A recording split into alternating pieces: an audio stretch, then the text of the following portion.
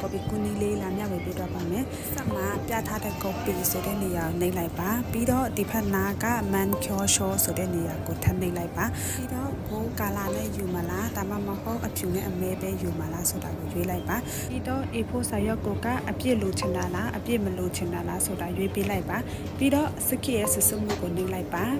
ပြီးတော့ကိုလိုချင်တဲ့အရွက်အရေးအတွက်ကိုဖြည့်ပြီးတော့ဒီမှာရှိတဲ့ခိုလေတဲ့ခတ်တဲ့ဆိုတဲ့ခလုံးလေးကိုနှိပ်လိုက်ပါပြီးတော့သူပြထားတဲ့အတိုင်းကိုရဲ့ဆိုင်ညုကတ်ကိုမျက်နှာပြင်အတိုင်းထည့်လိုက်ပါ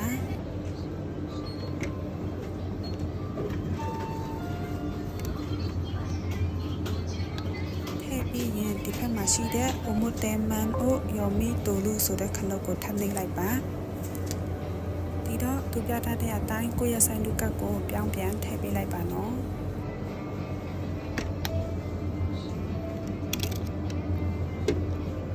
ပြီးတော့ဆောနာအတိုင်းပဲဒီဖက်ပေးမှာရှိတဲ့ Ulaman O Yomi Tolu ဆိုတဲ့ခလုတ်ကိုနှိပ်ပြီးတော့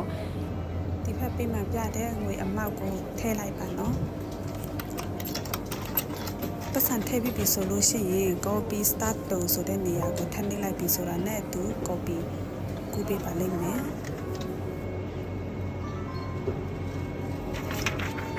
ကိုထည့်လိုက်တဲ့ပတ်စံကပုံနေတယ်ဆိုလို့ရှိရင်ပတ်စံထည့်တဲ့ပေးနာမှာရှိတဲ့ခလုံးလေးကိုနှိပ်လိုက်ပါအဲ့ဒါမှကိုယ့်ရဲ့အကြည့်စိတ်ကျလာပါမယ်